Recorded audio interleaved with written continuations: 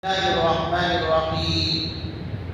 الحمد لله وكفى وسلام على عباده الذين اصطفى. أما بعد فإن خير الحديث كتاب الله وخير الهدي هدي محمد صلى الله عليه وسلم وشر الأمور محدثاتها وكل محدثة بدعة وكل بدعة ضلالة وكل ضلالة في النار. عن ابن عباس رضي الله عنه قال قال رسول الله صلى الله عليه وسلم يدخل الجنة من أمتي 70,000 بغير حساب هم الذين لا يسترقون ولا يتطيرون وعلى ربهم يتوكلون. وعن عمر بن الخطاب رضي الله عنه قال سمعت رسول الله صلى الله عليه وسلم يقول لو أنكم تتوكلون على الله حق توكله لرزقكم كما يرزق الطير تغدو خصاما وتروح بطانا. رواه الترمذي وابن ماجہ. حضرت عبداللہ ابن عباس رضی اللہ عنہما سے روایت ہے کہ رسول اللہ صلی اللہ علیہ وسلم نے فرمایا میری امت میں سے 70,000 بغیر حساب کے جنت میں جائیں گے. وہ بندگان خدا ہوں گے جو منتر نہیں کراتے اور شگون بد نہیں لیتے اور اپنے پروردگار پر توکل کرتے ہیں. دوسری حدیث حضرت عمر بن خطاب رضی اللہ عنہ سے روایت ہے کہ میں نے رسول اللہ صلی اللہ علیہ وسلم سے سنا آپ ارشاد فرماتے تھے کہ اگر تم لوگ اللہ پر ایسا توکل اور اعتماد کرو جیسا کہ اس پر توکل کرنے کا حق ہے تو تم کو وہ اس طرح روزی دے جس طرح کے پرندوں کو دیتا ہے. وہ صبح کو بھوکے اپنے آشیانوں سے نکلتے ہیں اور شام کو پیٹ بھرے واپس آ جاتے ہیں. یہ دو حدیثیں آپ حضرات کی خدمت میں پیش کی گئی ہے. بڑی عظیم حدیثیں ہیں، بابرکت حدیثیں ہیں، حضور کے مبارک زبان سے نکلی ہوئی حدیث ہیں. دونوں میں توکل اور رضا بالقضا کا بیان. توکل ہمیں سمجھنا ہے توکل کسے کہتے ہیں اور رضا بالقضا کسے کہتے ہیں. محدثین نظام فرماتے ہیں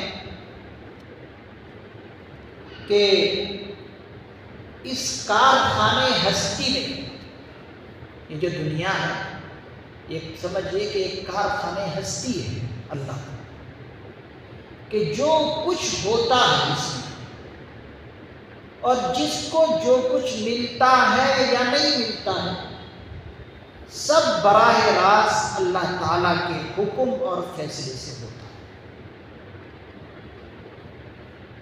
سب کچھ جو کچھ اس نظام کائنات میں ہو رہا ہے یہ کس کے حکم سے اور کس کے فیصلے سے ہو رہا ہے؟ اللہ کے فیصلے سے ہو رہا ہے. اب جو اسباب ہیں کوئی نہ کوئی کچھ کر تو رہے. ڈائریکٹ تو اللہ تعالیٰ نظام اپنے ہاتھ سے نہیں چلا، کسی کو اللہ نے ذریعہ اور اسباب بنایا. تو ذریعہ اور اسباب کے بارے میں محدثین نظام فرماتے ہیں کہ یہ ذریعے اور اسباب ایک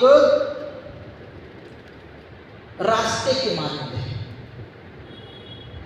یا پھر کہیے محدثین نظام کی زبان میں فرماتے ہیں کہ جس طرح گھروں میں پانی جن نلوں کے ذریعے سے پہنچتا ہے تو وہ پانی پہنچانے کے صرف راستے ہیں. پانی کی تقسیم میں ان کا کوئی اپنا دخل نہیں ہے.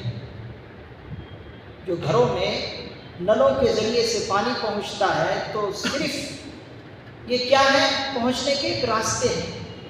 خود پانی تو تقسیم اپنے آپ کو نہیں کرتا کہ میں تمہیں تقسیم کر رہا ہوں، فلاں گھر کو جا رہا ہوں، فلاں گھر کو جا رہا ہوں، اس میں اس کا کچھ دخل نہیں ہے۔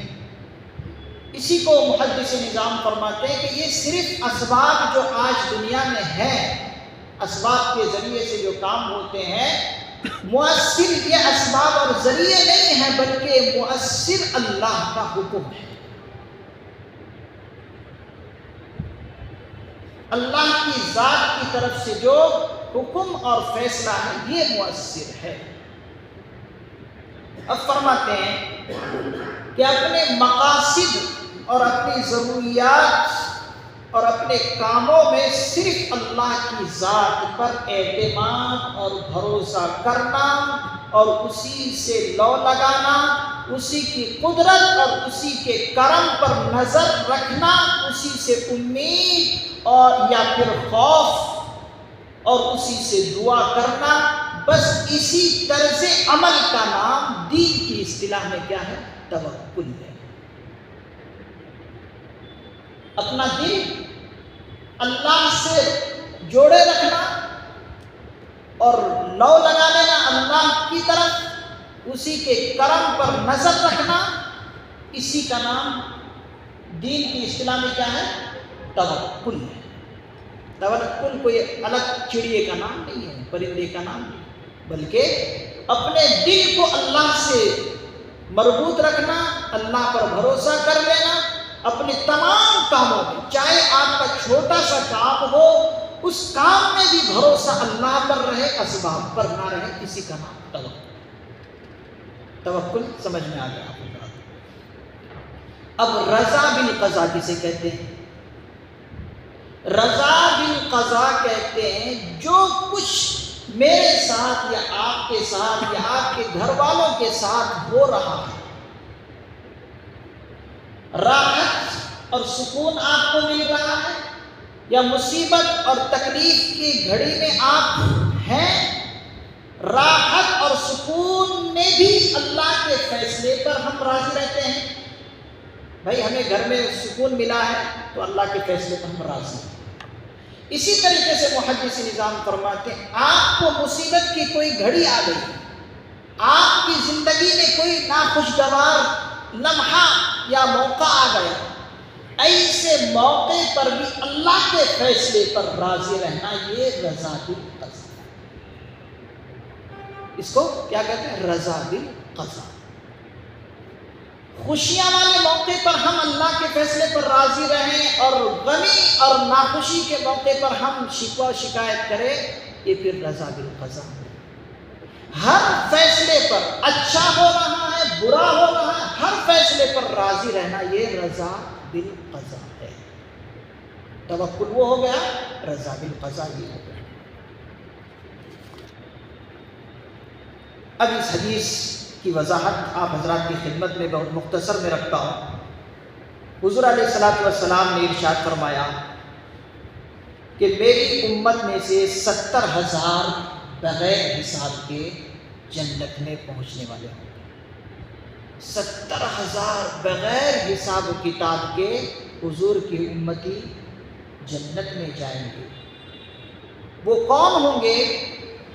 اللہ کے پیغمبر صلی اللہ علیہ وسلم نے فرمایا وہ بندگان خدا ہوں گے جو منتر نہیں کراتے اور شگون بد یعنی بد شگونی نہیں لیتے اور اپنے پروردگار پر توکل اور بھروسہ رکھتے۔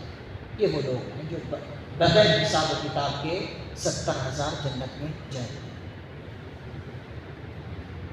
اس کے اندر 2 برائی آقا علیہ الصلوۃ والسلام نے بتائی، اور یہ 2 برائی ایسی تھی جب حضور علیہ الصلوۃ والسلام دنیا میں آئے تھے، بہت زیادہ یہ دونوں برائی پھیلی ہوئی تھی۔ مکے کے اندر یہ دونوں برائی بہت عام تھی۔ ایک برائی یہ کہ کوئی خود بیمار ہو جاتا یا خود اس کے بچے بیمار ہو جاتے یا درد یا کسی پریشانی میں مبتلا ہوتے تو اس وقت وہ انسان کیا کرتے؟ لوگوں کے پاس منتر کرانے جاتے۔ منتر آپ تو جانتے ہیں بہت عام لفظ ہے، منتر، جنتر منتر آپ تو جانتے بہت عام لفظ ہے، یہ تو ہندوؤں میں بھی لفظ چلا ہوا ہے، منتر کراتے، اور وہ بھی منتر جو کراتے کسی عورت سے تو وہ جاہلیت والے منتر کراتے۔ حضور علیہ السلام نے فرمایا کہ منتروں سے میرا امتی جو خالی ہوگا وہ بغیر حساب و کتاب کے جنت میں جائے گا۔ یعنی مصیبت میں ہے، بیماری میں، تکلیف میں ہے، کسی اور کے پاس جا کر منتر نہیں کرا، جو کہ غلط سلط منتر کرنے والے لوگ ہیں۔ اللہ جانے کیسے کیسے آج منتر کرتے ہیں لوگ، اور ان پر ہمارا یقین ہو جاتا ہے، ہمارا اور ہماری گھر کی مستورات کا ایسا یقین ہے کہ اللہ معاف فرمائے۔ اتنا قرآن کریم کی آیت پر یقین نہیں ہے جتنا ایک غیر مسلم کے منتر پر آج ہماری عورتوں کا یقین اور بھروسہ۔ اگر میں کہہ رہا ہوں غلط تو مجھے آپ کہیے غلط کہہ رہے ہیں، 100% یہ بات میں سچ کہہ رہا ہوں۔ ہمارا ایمان جو کہ ہم 5 وقت مسجد میں آنے والے ہیں، ہمارا ایمان بھی ڈاواڈول ہے۔ یہ بڑی برائی اس وقت ہی تو حضور نے اس برائی کا ذکر فرمایا، جو منتر نہیں کراتے بغیر حساب کتاب کے جنت میں جائیں۔ اور دوسرا جو دوسری برائی تھی وہ شگون بد نہیں لیں گے۔ دوسری بیماری اور برائی مکے کے اندر یہ تھی کہ شگون بد لیتے تھے، بری شگون لیتے تھے۔ کیا مطلب؟ محدث نظام فرماتے ہیں کہ اگر کسی کو کوئی کام کرنا ہوتا، مکے کے اندر یہ برائی عام تھی کہ کوئی کام کسی کو کرنا ہوتا، یا کوئی دکان کی اوپننگ کرنی ہوتی، یا کسی شادی کی تقریب رکھنی ہوتی، تو وہ لوگ کیا کرتے؟ اس میں جو ہے کوئی صبح کے موقع پر کوئی عمل ایسا ہو گیا، مثال کے طور پر جا رہا تھا کہیں پر صبح جاتے جاتے راستے میں کوئی بلی آ گئی، اور بلی نے جو ہے راستہ الگ لے لی، جو اس کے دل و دماغ سے بالکل الگ راستہ تھا، الگ لے لی بلی نے راستہ۔ اب اسی چیز کو وہ کیا کہتے کہ آج میرا کسی کام پر جانا نفع بخش نہیں ہے، نقصان ہے میرے، تو کیا کرتے؟ اس کام کو اس کی روک دیتے، جاتے نہیں۔ یہ ہے شگون بد، بری شگون لینا۔ یہ بہت عام تھا حضور کے دور میں، تو حضور نے فرمایا کہ جو میرا امتی ان دونوں چیزوں سے الگ تھلگ رہے وہ بغیر حساب و کتاب کے جنت میں جائیں گے۔ حضور نے موقع موقع پر مختلف موقعوں پر اس کی مذمت فرمائی اور امت کو یہ تعلیم دی کہ دیکھو بیماری دور کرنے کے لیے منتر نہ کرایا جائے، شگون بد لینے اور اس کا اثر قبول کرنے کا یہ طریقہ بالکل چھوڑ دیا جائے، یقین رکھا جائے۔ حضور نے امت کو یہ یقین دلایا کہ میری امتوں یقین رکھو کہ بیماری اور تندرستی، نفع اور نقصان سب کچھ اللہ ہی کے اختیار میں ہے، لہذا اس پر بھروسہ کیا جائے۔ اپنے ہر مقاصد اور ضروریات کے لیے صرف وہی اسباب اور وہی تدابیر استعمال کیے جائیں جو اللہ کی مرضی کے خلاف نہ ہو، جو اللہ کی مرضی کے خلاف ہو اس کام کو چھوڑ دیں، چاہے آپ کو یا میرے کو اس میں کروڑوں روپے نفع ہو، چھوڑ۔ اللہ ناراض ہے، اللہ کے رسول ناراض ہے، اس کام کو بالکل ہم چھوڑ دیں، اس کے قریب نہ جائیں۔ اس حدیث کا یہی مطلب محدث نظام نے بیان کرنا۔ اس حدیث میں ایک اور چیز محدث نظام فرماتے ہیں کہ یہ جو تعداد 70,000 کی ہے جو بغیر حساب کے جنت میں جانے والے ہیں، یہ درجے اول میں ہے، یعنی پہلے درجے میں یہ جو ہے فضیلت ان لوگوں کو ملے گی۔ ساتھ ہی ساتھ محدث نظام اضافہ فرماتے ہوئے کہتے ہیں کہ 70,000 ہر ایک کے ساتھ اللہ تعالیٰ دیں گے، ان جو 70,000 بغیر حساب و کتاب کے جنت میں جانے والے ہوں گے، ہر ایک کو 70,000 اللہ تعالیٰ دیں گے کہ اے میرا بندہ تو بہت ہی قریب تھا میرے، میں تجھ سے راضی ہوں، تو میرے سے راضی ہے، جا 70,000 اور لے لے اور جس کو چاہے تو لے کر جا۔ یہ کتنی بڑی فضیلت ہے۔ اور پھر محدث نظام فرماتے ہیں کہ 70,000 کی جو تعداد ہے عربی محاورے میں صرف زیادتی کو بتانے کے لیے، اس سے اور بھی زیادہ اللہ تعالیٰ ان بغیر حساب و کتاب کے جنت میں جانے والوں کو دے دیں گے۔ تو یہ کتنی بڑی بات اللہ کے پیغمبر صلی اللہ علیہ وسلم اپنی امت کو دے رہے ہیں۔ لہذا محدث نظام فرماتے ہیں کہ ان فضیلت کو پانے کے لیے اپنی زندگی میں توکل لے کر آؤ، توکل والی زندگی، اللہ پر بھروسہ والی زندگی لے کر آؤ، تاکہ اول مرحلے میں بغیر حساب و کتاب کی جنت میں ہمیں انٹری مل جائے۔ بغیر حساب و کتاب کے اگر جنت میں انٹری مل جائے تو کتنی بڑی دولت ہمارے ہاتھ لگ جائیں گے۔ اس حدیث سے یہ سبق دیا ہے۔ دوسری حدیث حضرت عمر بن خطاب رضی اللہ عنہ سے ہے۔ اللہ کے پیغمبر صلی اللہ علیہ وسلم ارشاد فرماتے ہیں کہ اگر تم اللہ پر ایسا توکل اور اعتماد کرو جیسا کہ اس پر توکل کرنے کا حق ہے، تو تم کو وہ اس طرح روزی دے جس طرح پرندوں کو دیتا ہے۔ ہم دیکھتے ہیں کہ پرندہ صبح صبح بھوکا پیٹ نکلتا ہے، لیکن جب شام کو پرندہ اپنے گھونسلے میں آتا ہے تو پیٹ بھرے آ جاتا ہے۔ کتنا اس پرندے کو اللہ پر اعتماد اور بھروسہ ہے کہ جاتا بھوکے پیٹ سے اور آتا پیٹ بھر کر اپنے آشیانے میں، اپنے گھونسلے میں آ کر گھستا ہے۔ اب محدث نظام اس میں فرماتے ہیں یہ چڑیے کی جو تھوڑی سی نقل و حرکت ہے، بس اس تھوڑی سی نقل و حرکت پر اللہ تعالیٰ پیٹ بھرا دیتے ہیں۔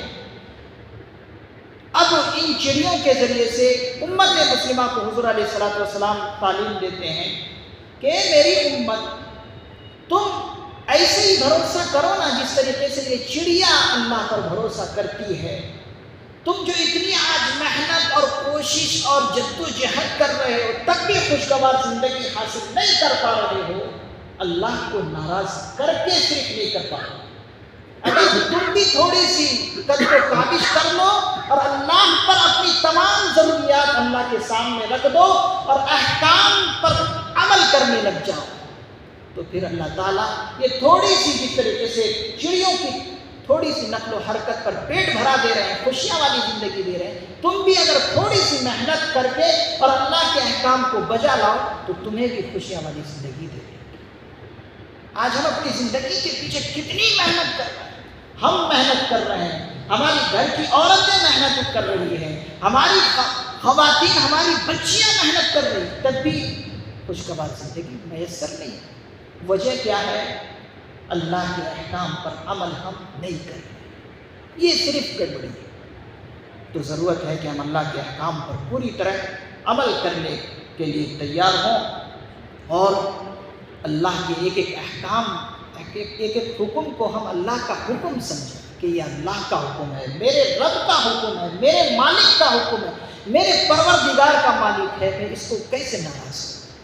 میں سب کچھ کر سکتا ہوں لیکن اللہ کو اور اللہ کے رسول کو ناراض نہیں کر سکتا۔ اس نیت کے ساتھ انسان اپنی زندگی گزارے تو ضرور ابھی ضرور اللہ تعالیٰ کامیابی زندگی میں دے۔ اللہ تعالیٰ سے دعا ہے اللہ تعالیٰ مجھے بھی اور آپ حضرات کو بھی ان احادیث پر پوری طرح عمل کرنے کی توفیق نصیب فرمائے۔ سبحان اللہ و بحمدہ، سبحانک اللہم و بحمدک، ونشہد ان لا الہ الا انت ونستغفرک ونتوب الیک۔ سبحان ربک رب العزۃ عما یصفون وسلام علی المرسلین والحمد للہ۔